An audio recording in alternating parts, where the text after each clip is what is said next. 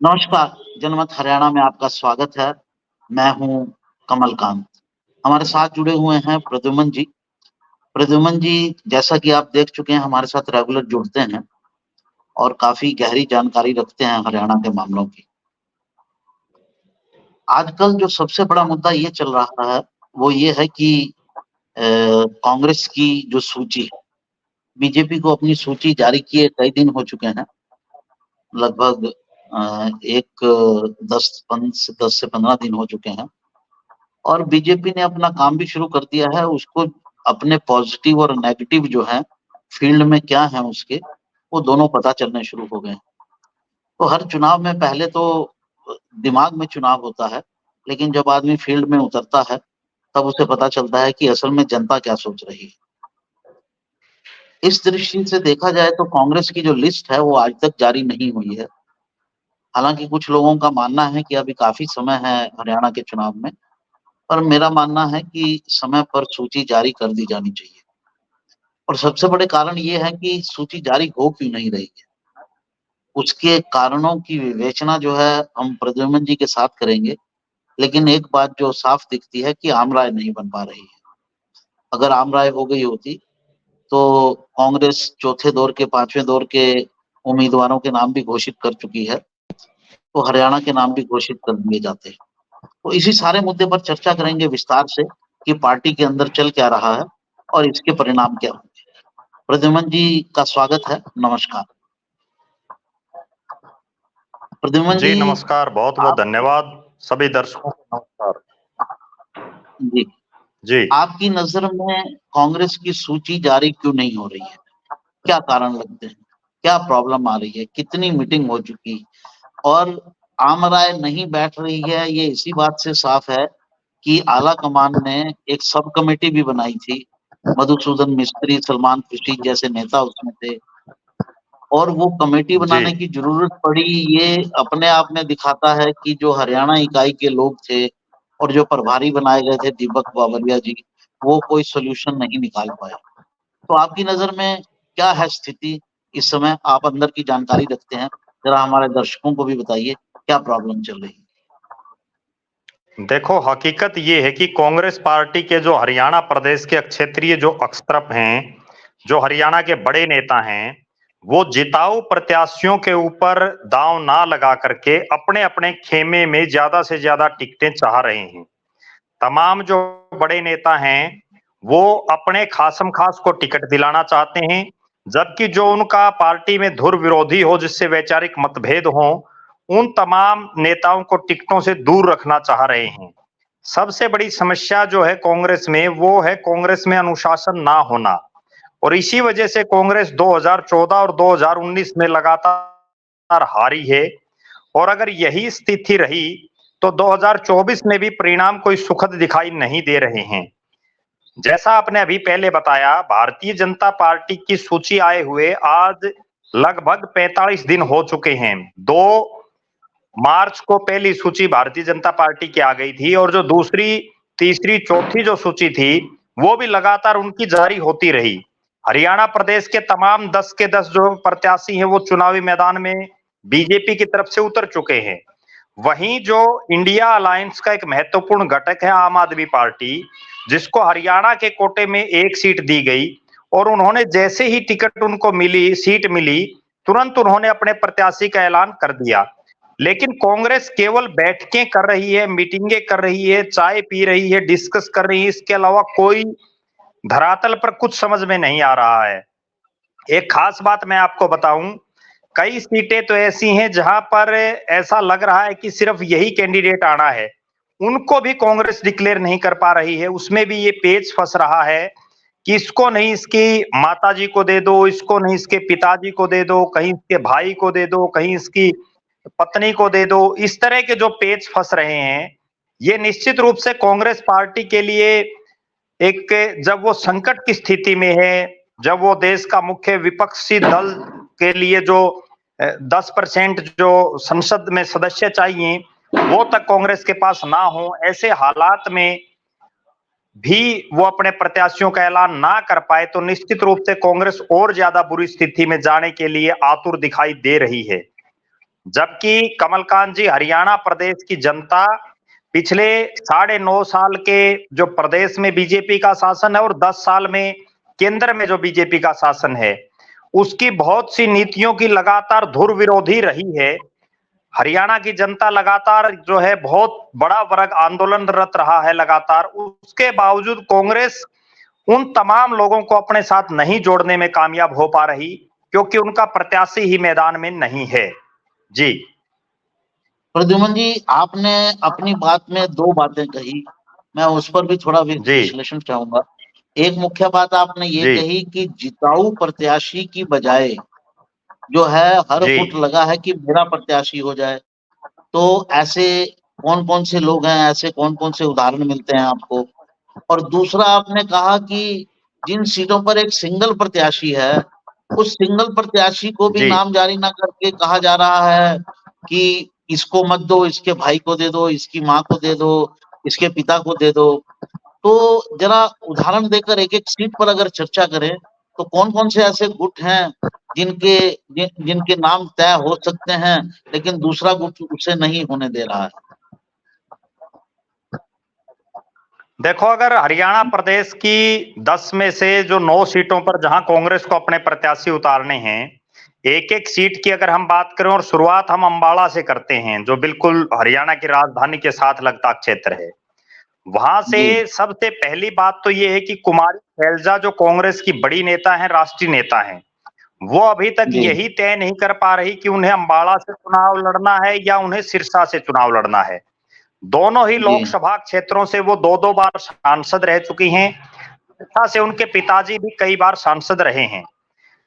अब जी वहां समस्या ये है कि कांग्रेस आलाकमान दो जो एससी रिजर्व सीटें हैं हरियाणा प्रदेश में, अंबाला और सिरसा, उनमें से जी एक सीट पर तो कुमारी शैलजा को चुनाव लड़ाएगी निश्चित है, लेकिन दूसरी सीट पर कौन होगा प्रत्याशी, उस पर दोनों खेमों में धड़ेबंदी है।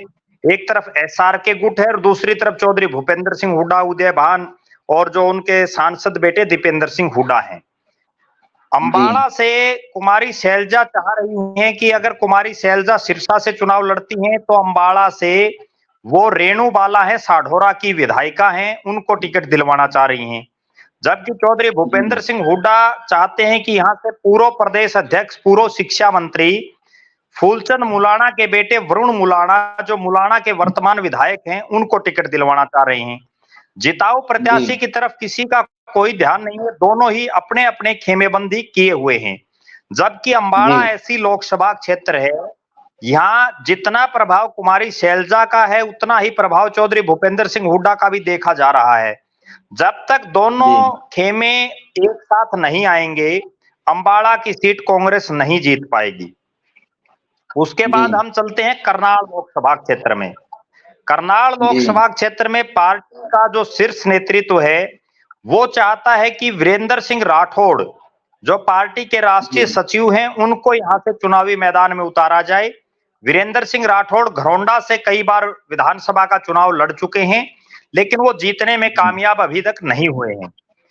जबकि जी चौधरी भूपेंद्र सिंह हुड्डा और उनका जो खेमा है, वो चाहता है कि यहां से पूर्व सांसद जो रहे हैं पंडित चिरंजी लाल शर्मा, उनके पोते चाणक्य पंडित यहां से चुनाव लड़ें।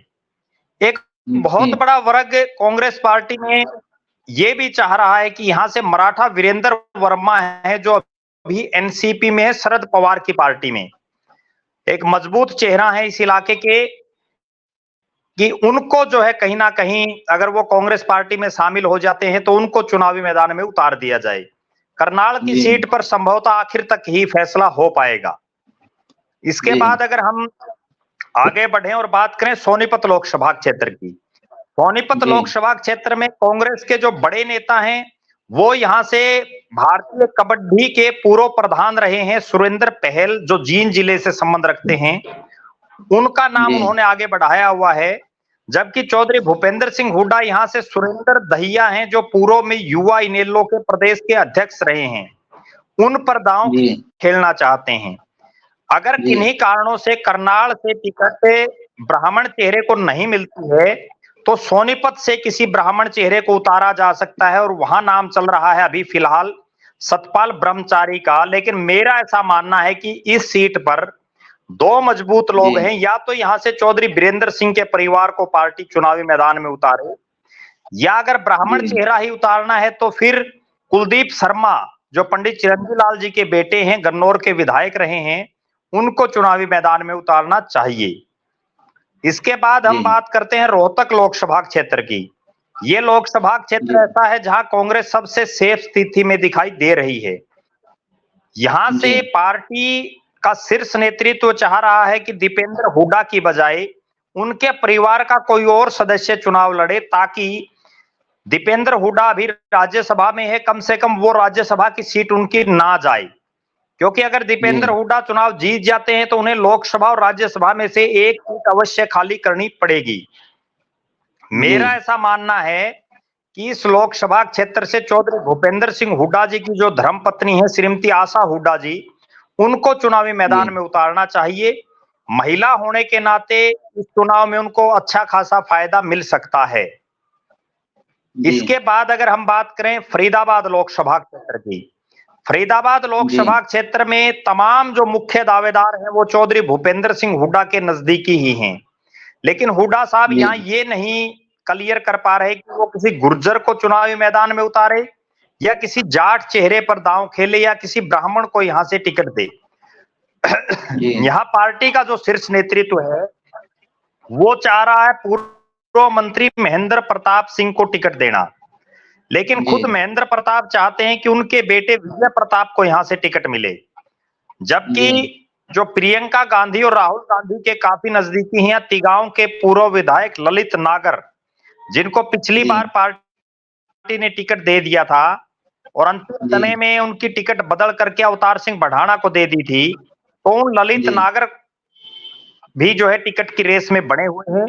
इसके अलावा चौधरी जी भूपेंद्र सिंह हुड्डा के नजदीकी रिश्तेदार पूर्व विधायक, पूर्व मंत्री करण सिंह दलाल को भी यहां जाट चेहरे के रूप में उभारा जा रहा है। और मुझे ऐसा लग रहा है कि हरियाणा प्रदेश की 3 लोकसभा सीटें करनाल, सोनीपत और फरीदाबाद, इनका फैसला जी बिल्कुल आखिर में होगा, क्योंकि यहां दावेदार ज्यादा हैं और मजबूत दावेदार कम दिखाई दे रहे हैं। फिर हम जी बात करते हैं गुड़गांव लोकसभा क्षेत्र की। गुड़गांव जी लोकसभा क्षेत्र में पार्टी का शीर्ष नेतृत्व जो लालू प्रसाद यादव जी हैं, बिहार के पूर्व मुख्यमंत्री, उनके नजदीकी रिश्तेदार हैं, उनके समधी हैं कैप्टन अजय सिंह यादव, जो रेवाड़ी से कई बार विधायक रहे हैं, पूर्व मंत्री रहे हैं और वर्तमान में वो पार्टी के ओबीसी सेल के राष्ट्रीय अध्यक्ष भी हैं। जी उनको चुनावी मैदान में उतारना चाह रही है। जबकि कैप्टन अजय सिंह यादव अपने बेटे चिरंजीव राव को जो है चुनावी समर में उतारना चाहते हैं। यहां चौधरी भूपेंद्र सिंह हुड्डा का खेमा महेंद्रगढ़ के 4 बार के विधायक राव दान सिंह को चुनावी मैदान में उतारना चाह रहा है। जी जबकि राव दान सिंह का इस इलाके में खुद का बहुत ज्यादा जो है सिस्टम नहीं है कैप्टन अजय सिंह यादव के मुकाबले। अब हम जी बात करते हैं भिवानी महेंद्रगढ़ लोकसभा क्षेत्र की। जी भिवानी महेंद्रगढ़ लोकसभा क्षेत्र में एसआर के गुट जो है श्रुति चौधरी को चुनावी समर में उतारना चाहता है। जबकि चौधरी भूपेंद्र सिंह हुड्डा यहां राव दान सिंह के लिए पूरा दमखम लगाए हुए हैं। अभी की आज की जो ताजा रिपोर्ट है वो ये है कि चौधरी भूपेंद्र सिंह हुड्डा का खेमा भी अब इस बात पर राजी हो गया है कि किरण चौधरी अगर यहां से खुद चुनावी मैदान में आती हैं तो कांग्रेस पार्टी के लिए अच्छा रहेगा। लेकिन किरण चौधरी ये फैसला नहीं ले पा रही हैं कि बेटी चुनाव लड़े या वो खुद लड़े। लेकिन मेरा निजी रूप से ये मानना है कि भिवानी महेंद्रगढ़ से श्रुति चौधरी के मुकाबले किरण चौधरी ज्यादा मजबूत दावेदार हैं और वो जिताऊ प्रत्याशी भी रहेंगी अगर हुड्डा साहब उनकी पूरी मदद करते हैं तो। अब बात करते हैं हिसार लोकसभा क्षेत्र की। हिसार लोकसभा क्षेत्र पर पहला हक बनता है ब्रिजेंद्र सिंह का, जो हिसार से बीजेपी के सांसद थे और वो बीजेपी को छोड़ करके अपनी सांसदी छोड़ करके कांग्रेस में आ गए। एक खास बात मैं कमलकांत जी दर्शकों को बताना चाहूंगा, अगर बीजेपी जो 2014 से पहले की बीजेपी थी वही रहती तो वो कभी सत्ता में नहीं आते। जब कांग्रेस के बड़े बड़े नेता टूट करके बीजेपी में आए तभी भारतीय जनता पार्टी की सरकार आई। उसी तरह की हालात अब कांग्रेस में है। अगर आज कांग्रेस में जितने नेता हैं, इनके बलबूते पर अगर कांग्रेस सरकार बनाना चाहेगी तो सरकार नहीं बढ़ पाएगी। जब तक दूसरी पार्टियों के नेता कांग्रेस में शामिल नहीं होंगे, तब तक सरकार बनाना तो बड़ी दूर की बात है, बहुमत के आसपास भी नहीं आएंगे। तो लिहाजा बृजेंद्र सिंह को हिसार में सबसे सशक्त दावेदार माना जा रहा है, लेकिन पार्टी का शीर्ष नेतृत्व यहां से चौधरी वीरेंद्र डूमरखा को टिकट देना चाहता है। जिस तरह के सर्वेज हुए हैं और जिस तरह से जनता की आवाज जा रही है कि चौधरी बृजेंद्र सिंह के मुकाबले ज्यादा भारी प्रत्याशी रहेंगे, लेकिन खुद वीरेंद्र सिंह चाहते हैं कि उनके बेटे को चुनाव लड़ना चाहिए, क्योंकि उनका बेटा सिटिंग सांसद है। यहां से एसआर के गुट पूर्व मुख्यमंत्री चौधरी भजनलाल के बेटे चंद्रमोहन की पैरवी कर रहा है, जबकि चौधरी भूपेंद्र सिंह हुड्डा ने यहां से दो नामों को आगे बढ़ाया हुआ था। एक जयप्रकाश जेपी, जो यहां से 3 बार के सांसद है, तीनों बार अलग अलग पार्टियों से वो जीते हैं, और एक रामनिवास घोडेला, जो बरवाड़ा के पूर्व विधायक रहे हैं, बैकवर्ड चेहरा है। यहां भी जो है पार्टी की कोई बात नहीं बन पा रही आपस में। फिर हम बात करते हैं सिरसा से।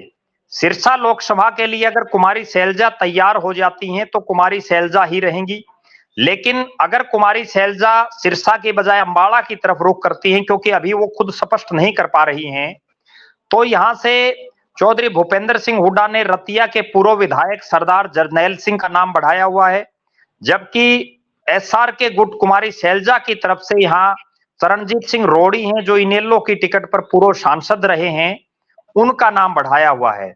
अभी तक कांग्रेस ये समझ ही नहीं पा रही कि हमें धड़ेबंदी की बजाय जो जिताऊ प्रत्याशी हो अलग अलग विधानसभा क्षेत्र में, अलग अलग लोकसभा क्षेत्र में, केवल उसी का नाम आगे बढ़ाना चाहिए। जबकि हमने अगर इसके उलट आपने देखा होगा, भारतीय जनता पार्टी ने सर्वे के आधार पर जिन 10 लोगों के नाम आगे आए, जिन 10 नेताओं का ये लगा कि ये नेता जिताऊ हैं, सिर्फ उन्हीं को टिकट दिया। उन्होंने अपने मौजूदा सांसदों के टिकट काटे।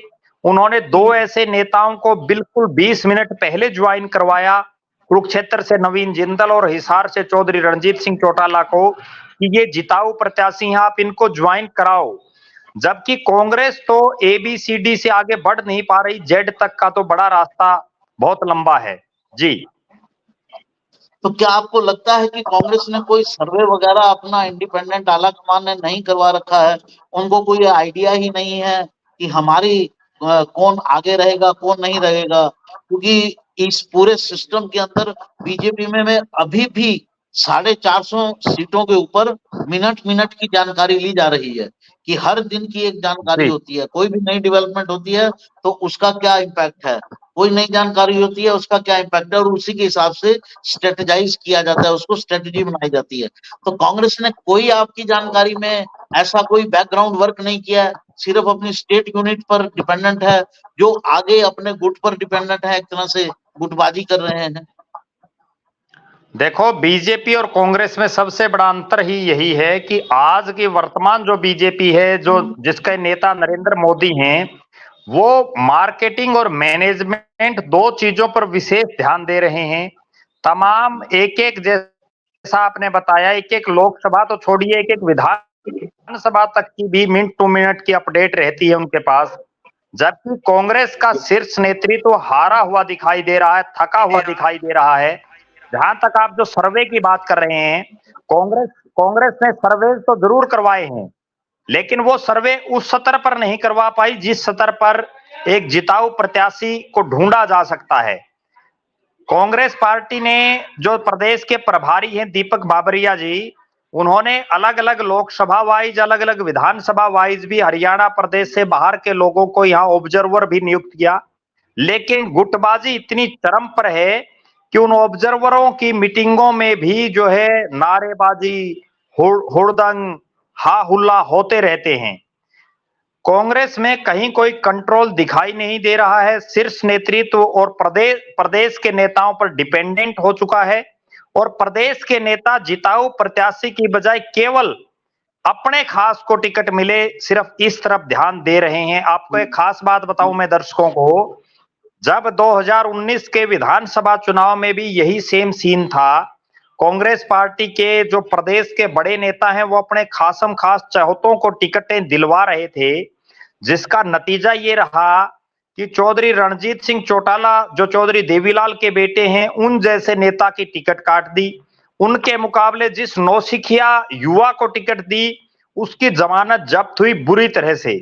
हांसी एक विधानसभा क्षेत्र पड़ता है हिसार लोकसभा का, जहां कांग्रेस पार्टी ने किसी एक प्रदेश के बड़े नेता के कहने से किसी एक व्यक्ति को टिकट दे दी और उसको मात्र 3000 वोट मिले, जबकि उस क्षेत्र में 1 दर्जन से ज्यादा टिकटार्थी और थे जो मजबूत थे। इसी तरह से लोकसभा चुनाव में भी कांग्रेस के साथ वही हुआ। चाहे हिसार में कुलदीप बिश्नोई की जिद की वजह से भव्य बिश्नोई को टिकट मिली, वो बुरी तरह से हारे, तीसरे नंबर पर रहे। इसी तरह से हरियाणा प्रदेश के अलग अलग इलाकों में जब टिकटें बटी तो खासम खास चौहतों को सिर्फ खुश करने के लिए वो टिकटें दी गई। मेरा ऐसा मानना है कि पार्टी का जो शीर्ष नेतृत्व है उसके पास हल्का वाइज इस तरह का कोई सिस्टम नहीं है कि किस नेता की वहां कितनी पैठ है। सिर्फ प्रदेश के नेता उनको गाइड करते हैं और वहीं से जो है सारा ये खेल रचा जा रहा है। जी, आपकी नजर में प्रद्युमन जी कौन सा गुट ज्यादा भारी पड़ रहा है, हुड्डा गुट या एसआर के गुट? देखो ऐसा लग रहा था कि जब दीपक बाबरिया को हरियाणा प्रदेश का प्रभारी बनाया गया तो वो कांग्रेस पार्टी की गुटबाजी को खत्म कर देंगे। उसके लिए उन्होंने प्रयास भी किए और वो प्रदेश के ऐसे पहले प्रभारी मेरी नजर में दिखाई दिए जिन्होंने अलग अलग जिला वाइज जा करके लोगों से संपर्क भी करने का प्रयास किया, लेकिन उन संपर्कों में भी लोगों ने जो गुटबाजी है वो ऊपर से लेकर के और नीचे जड़ों तक गई हुई है, जिसकी वजह से उनकी वो मीटिंगें भी उतनी असरदार नहीं हो पाई। अब जो आपने बात की कि कौन सा गुट भारी है, आज के दिन चौधरी भूपेंद्र सिंह हुड्डा प्रदेश में भारी दिखाई दे रहे हैं और उसका कारण यह है कि खुद वो विपक्ष के नेता हैं। उनके खासम खास चौधरी उदय भान प्रदेश के अध्यक्ष हैं और जो उनके बेटे हैं वो प्रदेश के इकलौते विपक्ष के सांसद हैं। ये तो खास बात यह है कि कुमारी शैलजा और रणदीप सिंह सुरजेवाला पार्टी के राष्ट्रीय महासचिव हैं, पार्टी की जो सबसे महत्वपूर्ण जो इकाई है उसके वो सदस्य हैं, इसलिए एसआर के गुट की कुछ चल रही है, वरना तो चौधरी भूपेंद्र सिंह हुड्डा ही हरियाणा प्रदेश में सबसे सशक्त नेता दिखाई दे रहे हैं कांग्रेस के आला नेताओं की नजरों में।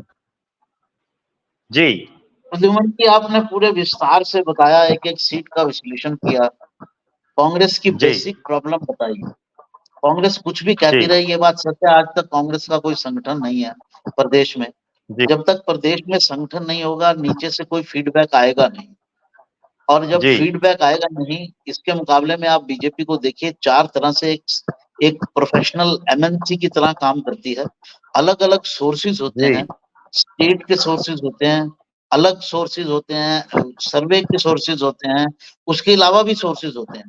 तो 5-6 जगह से फीडबैक लिया जाता है, तब एक कैंडिडेट डिसाइड किया जाता है।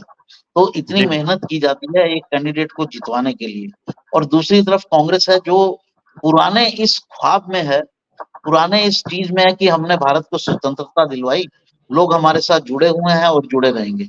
मुझे लगता है कि स्थितियां बदल चुकी हैं और कांग्रेस को भी थोड़ा प्रोफेशनल होना पड़ेगा। आपने बहुत अच्छे से और बहुत विस्तार से ये चीजें बताई, आपका बहुत बहुत धन्यवाद। फिर किसी विषय पर आपके साथ जुड़ते हैं। नमस्कार।